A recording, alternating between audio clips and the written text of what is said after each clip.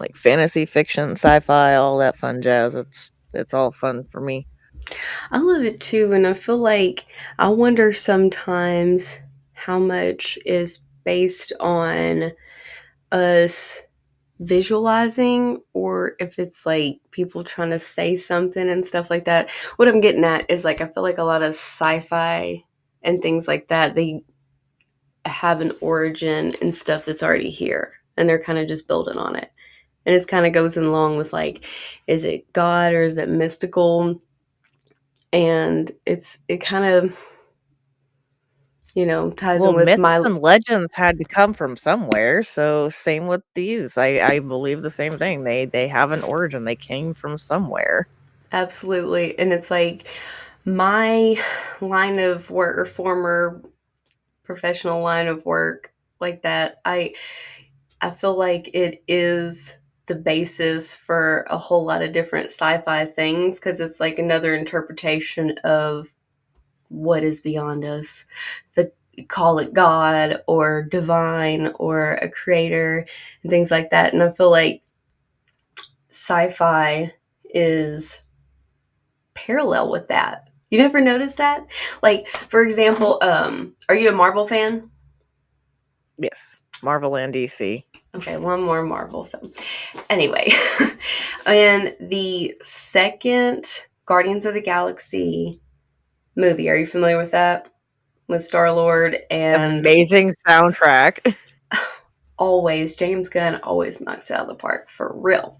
Actually, I heard he makes his movies by choosing the soundtrack first and then First. building the movie around it. Anyways, in that there was Star Lord's actual father was revealed as Ego, and he was a planet, but he was also a creator. He was acknowledged as Mhm. kind of like a creator god, which I feel like does parallel the somewhat the Catholic Church as far as saints and things like that. It's an acknowledgement that there are hierarchies within Mhm. the divine or within how creation works of creator gods. And that makes sense to me too. And that's how I've heard the New and Old Testament of the Bible. I don't know if you're familiar with this. It was the book of um what's his name that betrayed Jesus? Help me. Judah? Judas? Judas, thank you. So, in that, there is some kind of acknowledgement where, oh, I can't wait for you to show your friend this. But there's an acknowledgement of that where it is old God and new God. And Mhm. there is a difference between that creator versus the one that is in charge now. Something like that. I encourage everybody to go check out any kind of facts like that. But anyway, I think a lot of it is tied together, and with Marvel and everything, I don't know, I think that the genius Stan Lee was trying to communicate that through the comic books and things like that. You know what I'm saying? Mhm. Yep. He had great potential of possibly doing that, you know. He was an amazing author and had great storylines and could explain even the smallest mundane things in the most extravagant of ways. Yes, So yeah. He was a it is storyteller, possible that absolutely. he was, yeah, he was one of the best storytellers, and then, I miss him. I do too. Sometimes I just like there's few things that really make me emotional, and I've again with my former career, which we'll get into more in a minute, but it was a lot of um what do you call it, consoling or people who experienced death and were in mourning and trying to figure out all that. It was very much a stoic face I had to put on in my helping them understand death. But Stan Lee's one of those people that I'm like, I have that such raw human emotion to get upset about that he is gone. And I think it is because he was someone I look up to as well as since I am a producer as well, that he was just genius in the way that he got across his messages through storytelling. Like Spider-Man, the complete Mhm. 100% good person no matter what. Spider-Man Yeah. is absolutely the most altruistic thing, and I think that is that acknowledgement of what would the divine do in the situation. It's kind of Peter Yeah. Parker. I mean, I'm not trying to say Peter Parker's Jesus. I'm talking, But no, you of know what I course mean? not. Like trying to live Of course. that An altruistic life, something that people can actually trying look to up live to. the yeah, exactly, trying to live the best possible positive way in a not so positive society. Exactly. So, he's trying to show a good example of Mhm. how to overcome. Mhm. And see, for me, that loss for me was Robin Williams. So, like, I got so emotional when Robin Williams passed, and it's the same thing. Like, oh, it's still such an amazing loss. Mhm.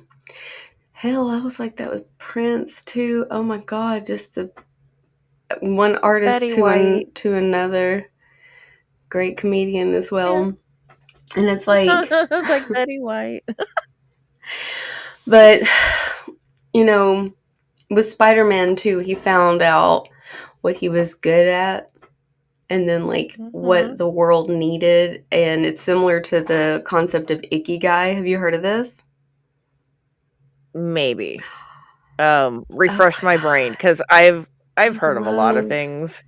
I've actually made other videos about ikigai because my channel's been everything and now it's doing podcasts, but I did philosophy videos too. But ikigai is a Japanese concept of finding what you're good at, what the world needs, what can make you money, and oh goodness gracious, what's the other one? Basically finding your purpose in life. Please go check out my other video on Yeah. it. But yeah, it's that making money thing that a lot of artists miss. A lot of people with Mhm. talent don't know how to monetize what they're doing. And that was, Yeah. you know what I'm saying? Yeah, yeah, yeah, I've heard of that concept. No, I know exactly it. Mhm. Yeah, I just didn't know the term for it. Mhm. Yeah, no, it's really fascinating, oh shit. Kamala Harris would love it. She loves those pie graphs. Or what was it? What did she say? I love Venn diagrams. That's what it was. Diagram. Venn Venn diagram, yeah. diagram. What did I say? Pie The graph. circle Venn with the diagram. circles. The interlocking circles really do it for me. So inspired. But yeah, it's that missing leg a lot of time is the business aspect. And it's like with Mhm. my God-given talent of um I guess I'll just call it what it is, like psychic abilities and different extrasensory gifts, or however you want to say it. Was, there was no escaping it. But I lived in the modern age. Had I lived in times before, a couple decades before, I would have been probably locked up. A couple centuries before, I would have been burned at the stake. And before that, Neolithic period, I would have just been the shaman. Mhm. That's how it goes. But being that I am a white woman with good bone structure that lives in America, um, I chose the path of how can I help people with my gift, but still make a living at it because I cannot escape it. I could not escape the different psychic gifts or whatever. I tried. I went to school. I try to be normal. I'm married, I had a family. I worked in a bank. Okay, I just like software stuff, You served in the everything but military. yeah. Yes, started out, served in the military. Went to school for political science. I went into like finance, banking. Taught myself like different graphic design and different anyways, I worked like some contract jobs building websites for like even a healthcare company. When I tell you I've fucking tried the corporate thing, You've tried it. I love that I got all the skills I did because yes, I've tried it. When it was not working, I said, how can I do this thing that I've been doing for everybody else for myself? And now you know the story of the crystal shop, of why it started. I'll actually link the article they wrote about me. I think I sent it to you. I don't know, I sent it to you at some point. So, Yeah. Oh, yeah, I've seen it. they were like, okay, who is this person that's doing the metaphysical crystal shop different than everybody else? And in a small town. Um, yeah. So I did that independently for a bit and then realized the greater possibilities of having my own location to do it. So, am I continuity wise making sense so far? Okay. Mhm. So, because it's hard not to skip around, and I don't want to leave anything out because there was kind of a lot to it. Long story short, I went into business for myself and opened up a crystal shop. I had like different classes there, different speakers there, talking about different metaphysical, different science stuff. I also taught philosophy there, and all of that was also funded from the sale of crystals.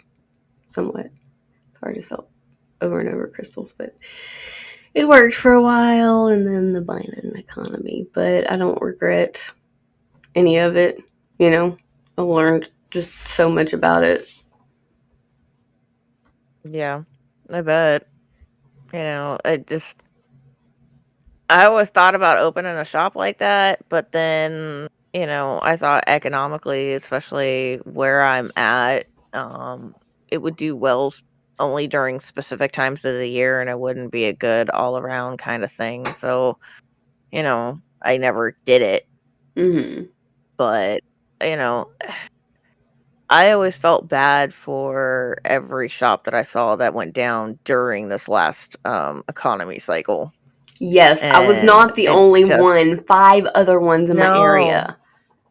Yeah, there were so many shops that got hit up here, just different kinds of shops that got hit up here. And then, we had stores that were family owned and operated for so many years that had to close because it was just too tough. And Mm-hmm. it was really sad to see. And, um uh, just all of these different other shops. It's like, think about the possibilities that could have been if those shops could have thrived. You know, the loss of the community. It makes me so sad. Mm-hmm. But things have to change and things have to move on. I get that too. Yeah. Well, I feel like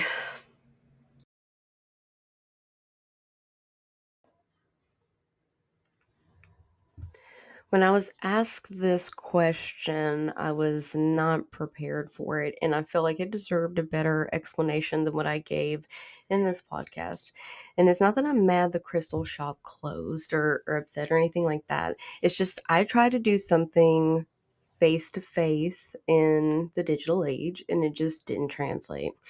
And that's okay. I just pivoted to more mass media and mass communication.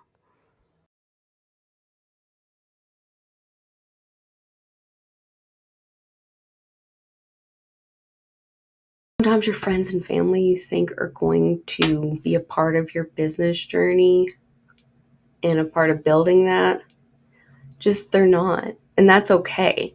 They're in your life for other reasons. And sometimes it's not to buy your product. Sometimes it's not to be that person encouraging you because that's just, they don't see what you are artistically. They may not understand what you're doing, but that's okay. Though your cousin doesn't have to be part of your audience, you know? Right? You don't have to have, you know, I hope I'm making sense because I'm not saying let people in your life treat you shitty. I'm just saying, just understand that the product you sell, the service that you offer, the audience that is your potential might not be the Your people best fan immediately base in isn't your going to life. be, yeah, your best fan base isn't your friends and your family. Mm-hmm. Yeah. But again, that's okay. And it's like, I have seen people get upset by that of like, oh, or people think that like, and it can go both ways. Oh, my friends and family are supporting me. Well, maybe they're just trying to make you feel better and you're you could improve to meet a wider audience. You know what I mean? Like you Yeah. can limit yourself a lot with positive reinforcement. You know the modern leftists. You know what I mean? You've seen Well, transgenders, yeah, right? positive reinforcement, but they don't give you the constructive criticism that you need to follow for the growth development. Absolutely, and that can become an issue as well. So, it's yeah, and then along with that, you don't you can't you have to be authentic. And we can kind of get into branding too. We will get into that. But when you are authentic self, you are going to get an authentic audience and you are never going to have to play to an audience whatsoever. Now, with Yeah. that, you have to understand that people are not going to like you and you have to have the strength to get through that too. A lot of people can't stand that. They feel like if they are being ostracized from the group, that's a threat to them. As far, you know what I mean? That is their, um, am I making sense? Mhm. Okay. And that was one of the lessons of from one of my spiritual mentors when I was like, I can't not remember how I asked him the question, but the answer to it was people like to feel like they belong. And it goes back to like ancient caveman days, you know? If you were excluded from the group, that meant certain death. You didn't have the warmth, the support, the hunting, the different kind of roles in the village, the different kind of roles that to sustain, a good quality of life. It just Mhm. people need to be needed and feel part of that group, and they will do everything and bend every which way for social approval and to their own detriment. And you have to be Mhm. a thinking person. This is where I feel like philosophy and mental fortitude were developed to create modern society for situations like this. Mental fortitude and what am I trying to say? And keeping like moral compasses and things like that will keep you from just what is the herd like? What what can I do to pander to this so that I'm liked and shit like that? It's just, you know, are you going to be instinctually fearful of being ostracized from the group, or are you going to stay morally and consistent with who you are and what you believe? Am I being too vague with this? I kind of soapbox, but does this Oh, make sense? Okay. absolutely. Yeah. And this, yeah.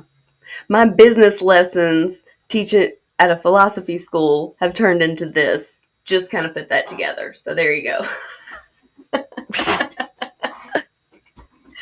Applied philosophy, folks. This is what it looks like. Ugh. Yes. Critical thinking is a beautiful thing.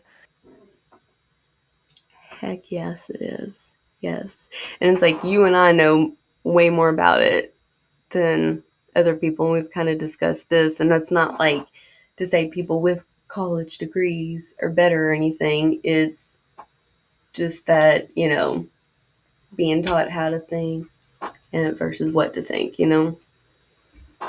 Honestly, I blame it on the education system because you and I grew up in a different time, in a different era with different types of education being taught to us. The education system has completely changed, and with the invention of AI, now children don't have to critically think because they just put their questions or answers or thought, just a one random sentence into an AI, and the AI will write their whole entire paper for them with sources and everything. So they don't have to research, they don't have to understand what they're reading, and they just submit it, which is incredibly sad because doing the research is what makes you smarter. It's what makes you understand the world around you. And it that adds to your survival level. Yes, I went to school. I'd rather have thoughts than be one. You know what I'm saying? But really, it's like, did you get the any kind of, how do I say this without saying it? Because I don't even want to talk about the whole being a female aspect of it. But, you know, occasionally It'll be like, oh, you're a female business owner. You're a female, you know. Our gender gets called into, obvious question from And it's time to like, time. what? How many women have your kind of degree? Handful? Hmm?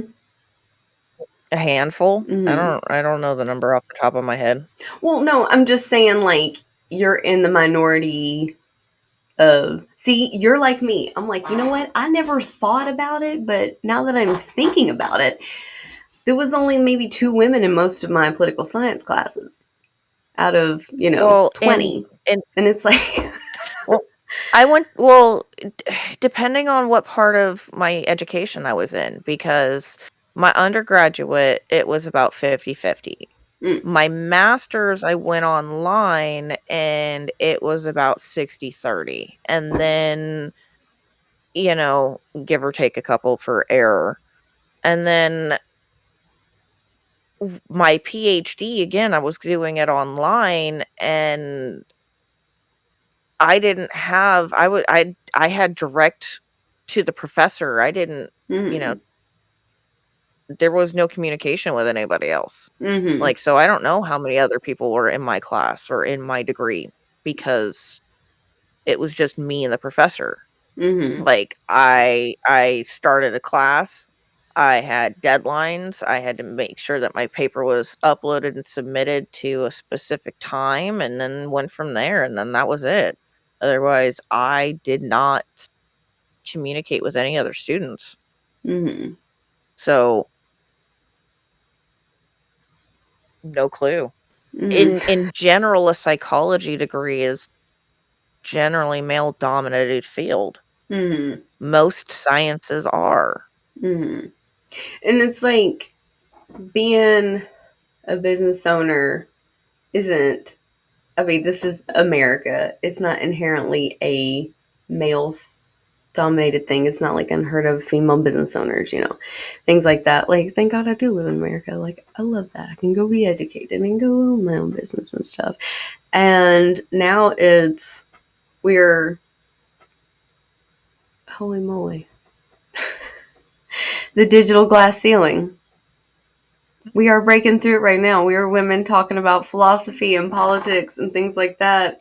And we're just doing it. We're not trying to be, like we've talked about before, how they're making a spin on it and saying, like, I'm a female, I'm going to talk about politics. And they don't have much to We're not say versus us Yeah, who we're are not like, let's emphasizing. dissect that. Like, yeah.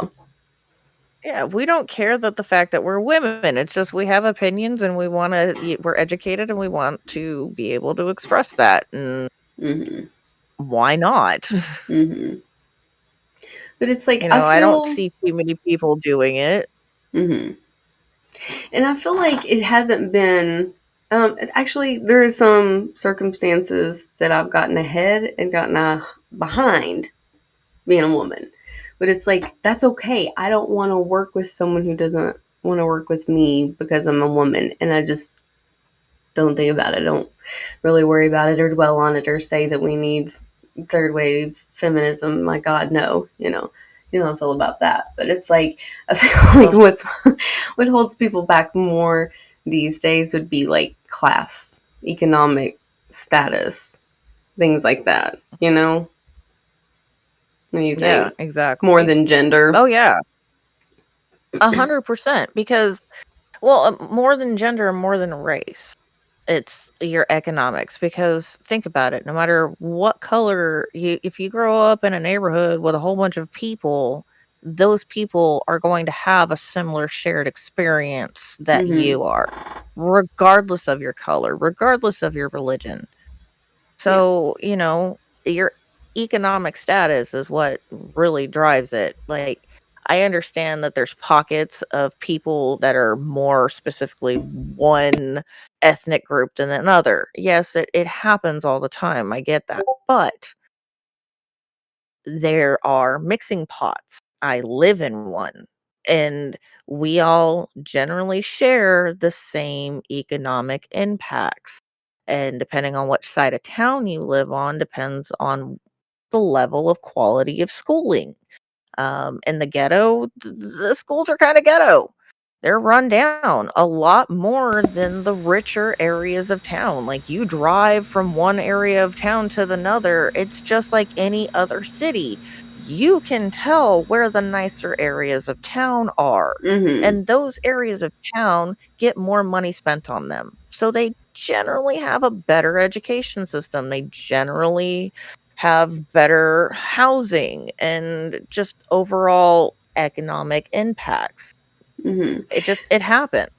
Yes, yes. And it's like that's why I also advocate for military service and college and just, you know, different things like that for young people to better themselves, which I was able to talk a lot about at the crystal shop. There's a lot of, raise your kids right or they'll become my friend at the crystal shop. That was the joke. So, uh, no, I was able to bring myself from very low economic standards and then fight and claw my way out of that through my own sheer will and, just trying to take advantage of every single opportunity to get where I am now, which I've gone through so many evolutions to being a producer and doing what I'm doing now. But all of that to pull myself from this place to this place took so much effort.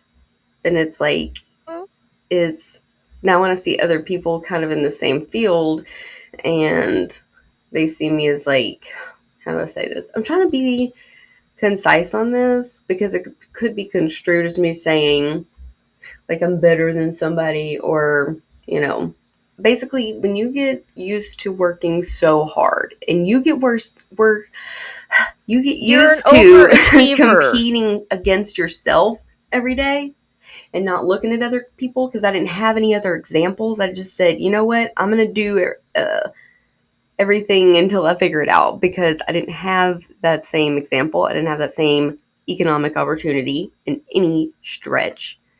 So I just like kept on and kept on. And I'm so used to working hard at that. And then when I see producers now who just went to school or they got lucky or, whatever the case may be, they started out at that higher economic standard. Well, I've been used to working this hard. So now when I'm in this field, I will absolutely apply that same like level of work ethic to that field as well.